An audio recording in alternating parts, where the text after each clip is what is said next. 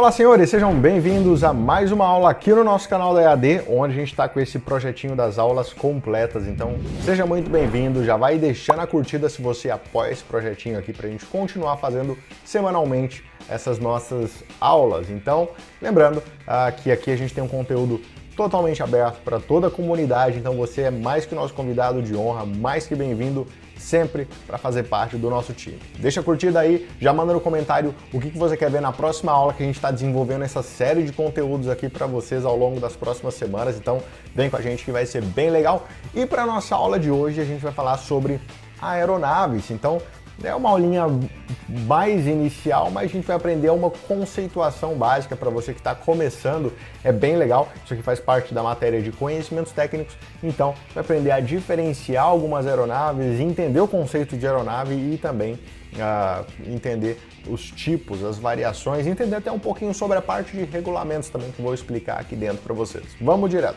Antes da gente prosseguir, eu vou até pedir para você fazer um exercício aqui, ó. Ou no seu caderno, ou no comentário aí, você vai colocar assim, se eu fosse, esquece, sem colar, se eu fosse, pausa o vídeo, coloca assim, o que você entende por aeronave? Se você fosse escrever, definir para alguém o que é uma aeronave, coloca aí que eu quero ver, depois você compara, sem vergonha, sem medo de errar ali, já escreve aí pra gente o que você acha. Depois você fala se passou perto ou não.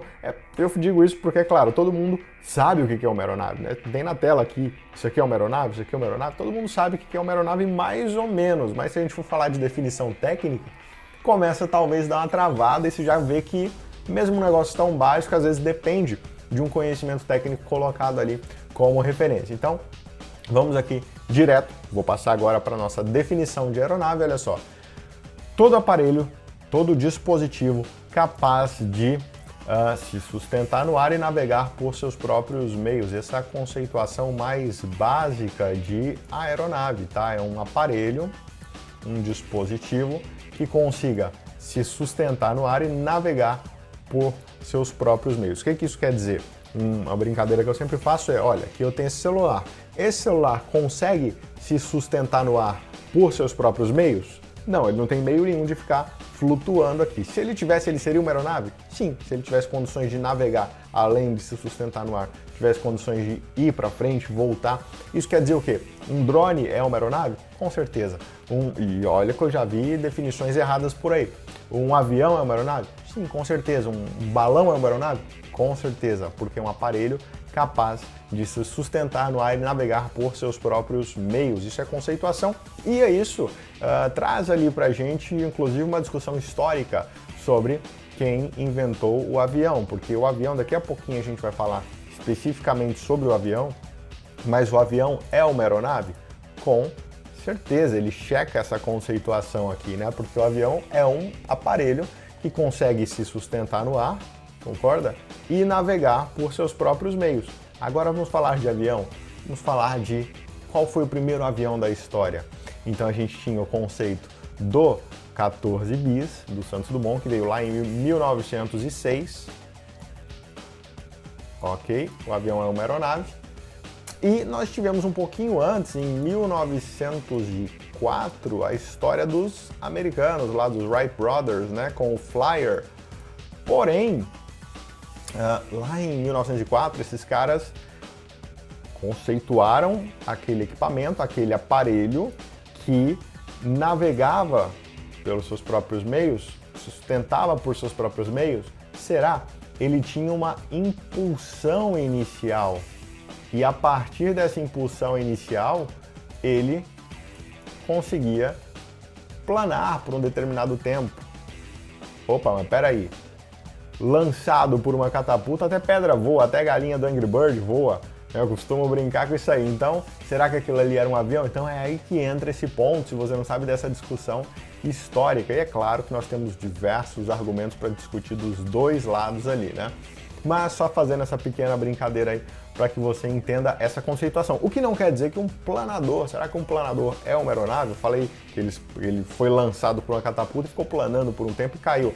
O planador já é diferente, porque o planador ele tem os seus próprios meios de se sustentar no ar através de aproveitamento de correntes de ar, né? Então ele precisa, em alguns casos a gente até tem alguns planadores com propulsor próprio, mas ele precisa ser rebocado ali, puxado ali para o seu lançamento e logo depois ele consegue sustentar no ar. Não diferente, o nosso grande diretor da EAD, o nosso CEO, o Leandro Carvalho, ele é o recordista brasileiro de horas de voo de planador. Voou mais de 13 horas voando de planador aí, em um recorde total, o que é muito mais, inclusive, que muitos aviões que têm autonomia baseada em tempo de combustível. Então, vamos falar um pouco disso aí, deu para ver que dá para brincar bastante sobre essa conceituação de aeronave, mas olha só, se eu tenho qualquer aparelho que é capaz de se sustentar no ar e navegar por seus próprios meios, nós estamos falando então de uma aeronave.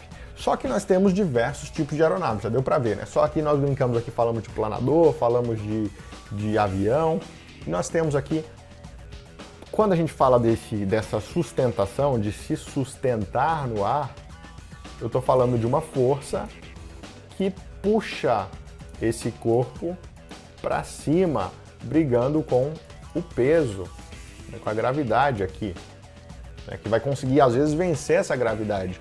Se eu tenho um aparelho que não consegue se sustentar, a gravidade joga para baixo, né? E esse cara está se sustentando aqui porque eu estou fazendo uma força com a minha mão.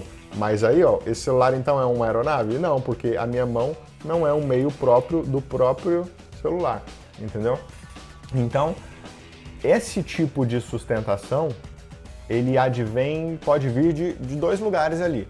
Ou do que nós chamamos de sustentação aerodinâmica, que é baseada na terceira lei de Newton, ação e reação.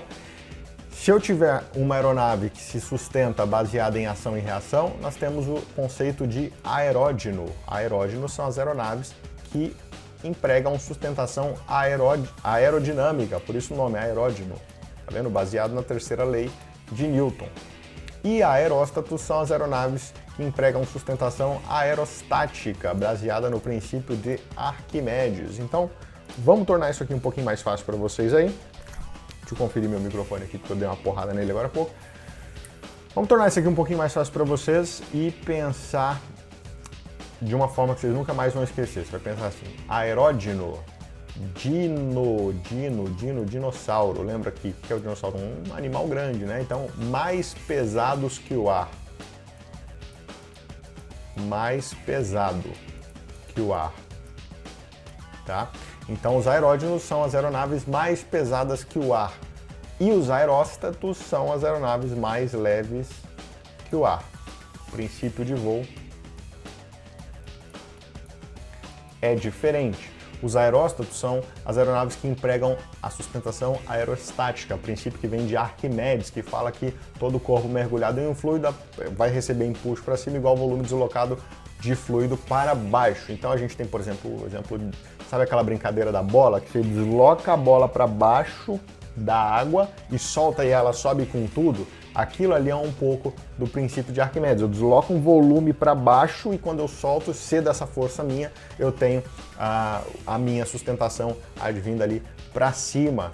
Então é basicamente isso que acontece com os balões e com os dirigíveis, que são belos exemplos de aeródinos. Eles estão trabalhando com o princípio de Arquimedes, com deslocamento de volume e gerando empuxo, né? Claro que tem vários conceitos além desses aqui, mas aqui no balão, por exemplo, eu tenho um fogo que vai... Deixa eu colocar uma cor de contraste aqui.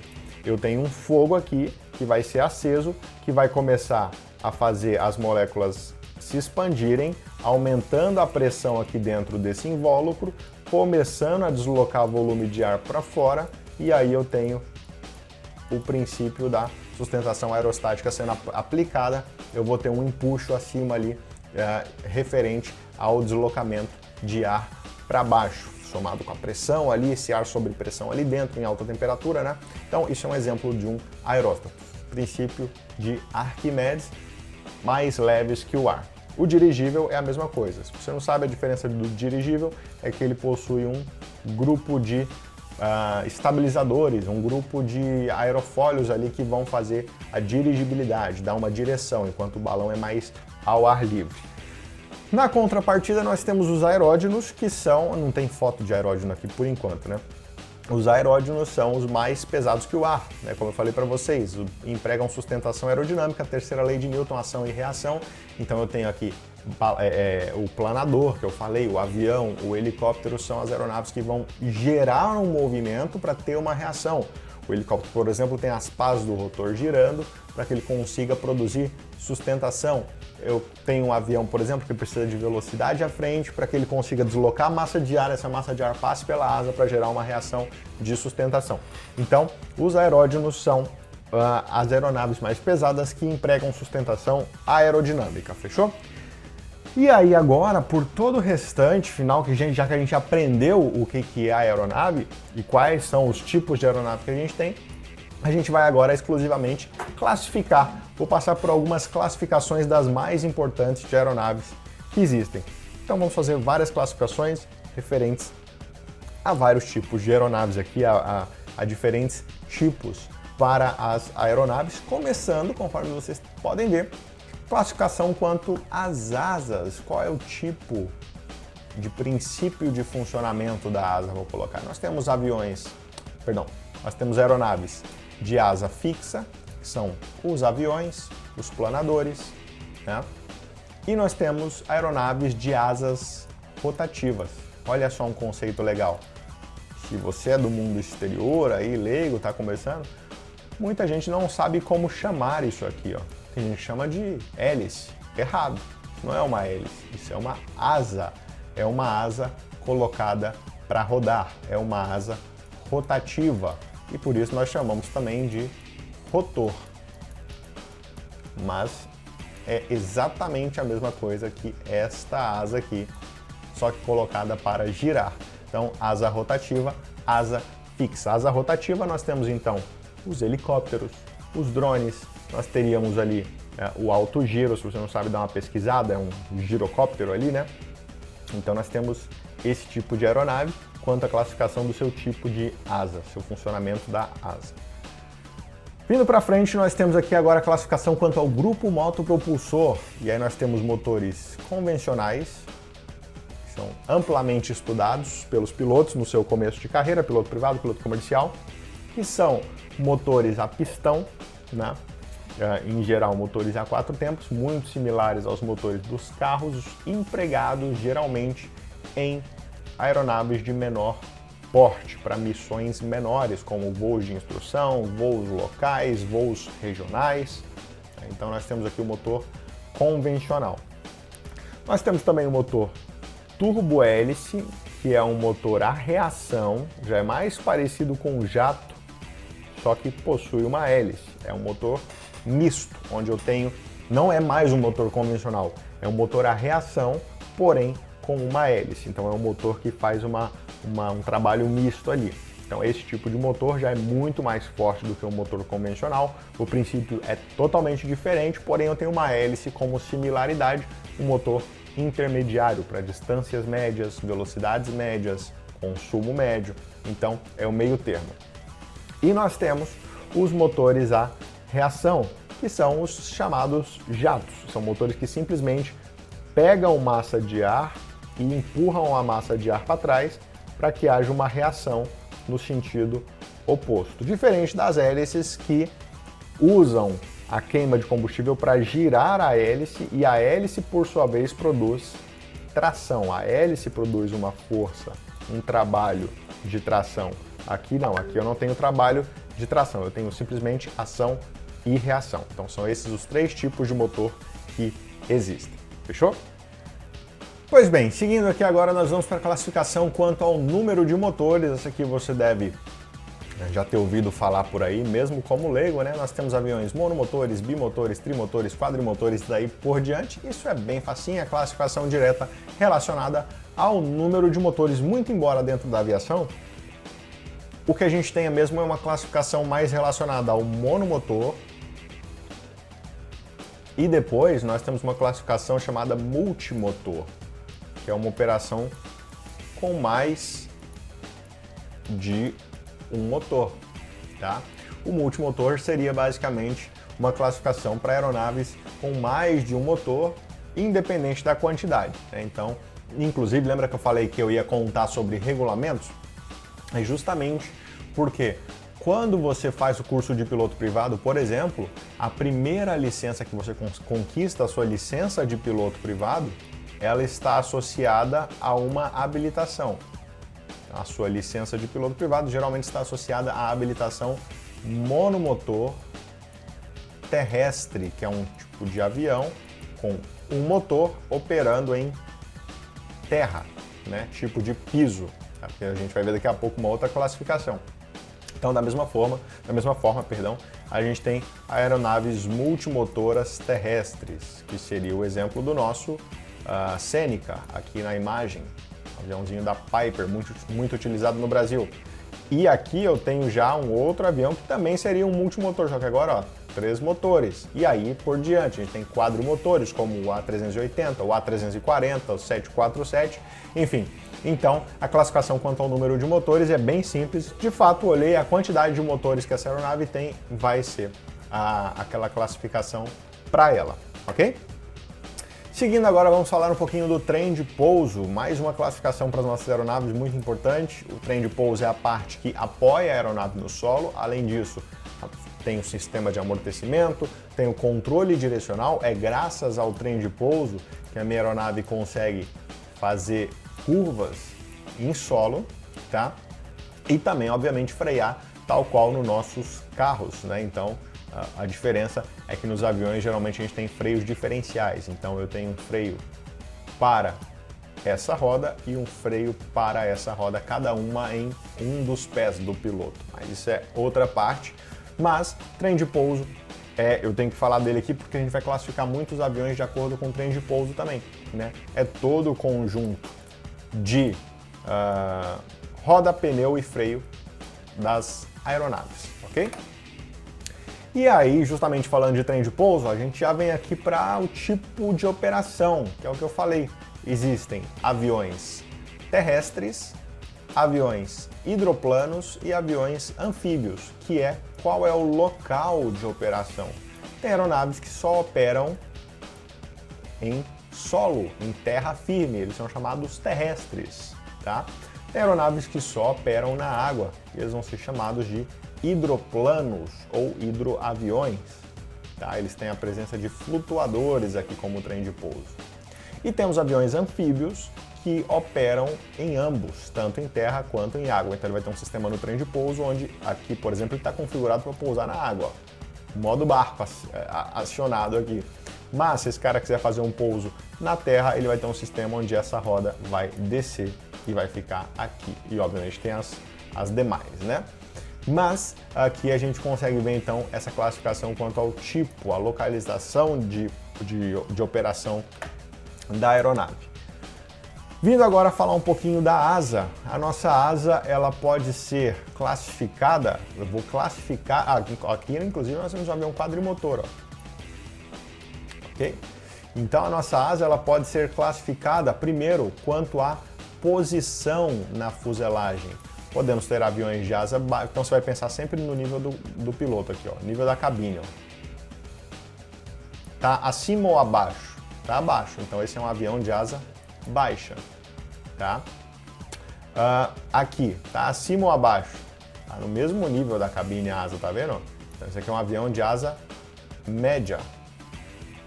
E aqui, olha o nível da cabine aqui, ó. A asa tá para cima ou para baixo? Está acima, então esse é um avião de asa alta. E o que seria uma asa parasol? Aqui ficou 1, 2, 3 delta, né? 1, 2, 3 ou 4 aqui, né? Aqui a asa parasol, quarto tipo de asa, é quando a gente tem a asa acima da fuselagem, porém descolada, separada da fuselagem por ação de suportes, tá? Então não está junto da fuselagem, fechou? Pois bem, vamos agora aqui falar da mais uma classificação para as aeronaves baseado na asa, né?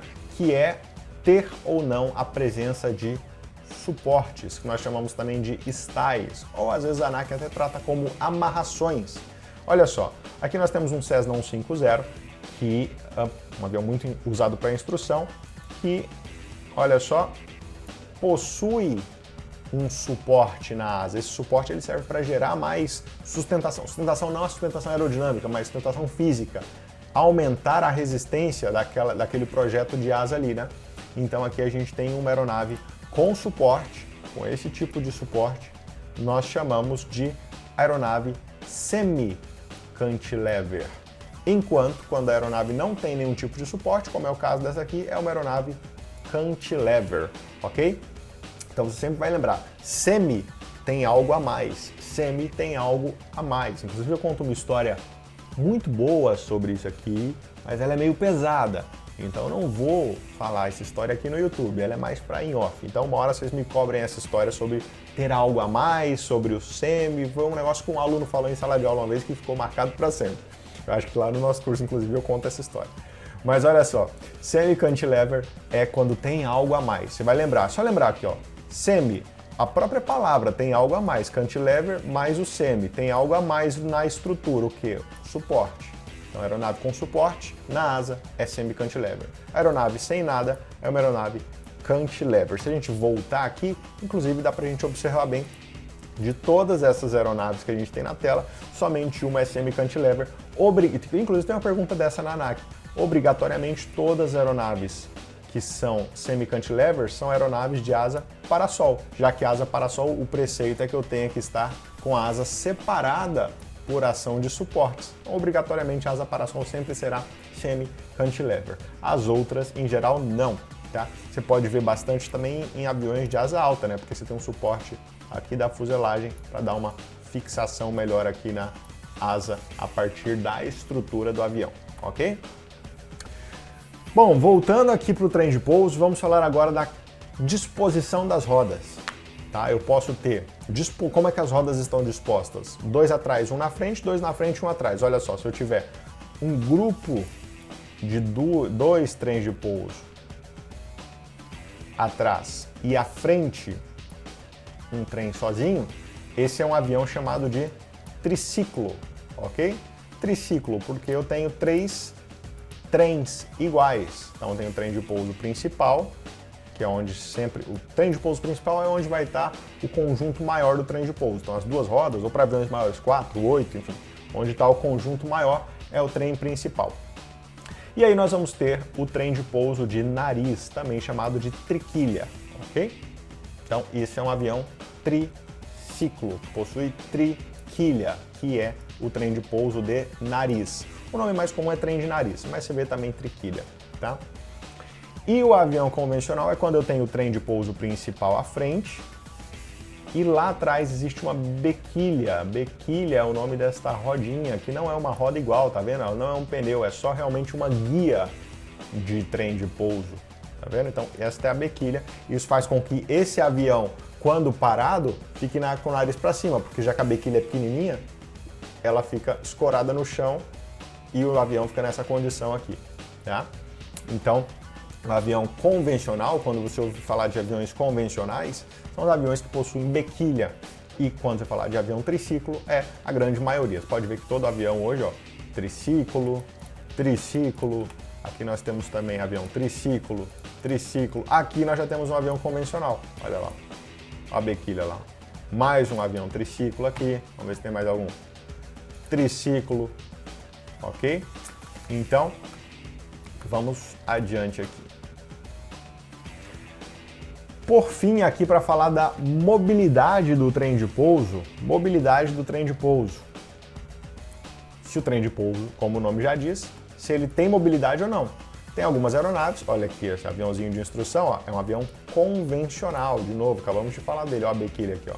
E olha como o avião fica com perfil de nariz para cima, tá vendo? E o que rola aqui?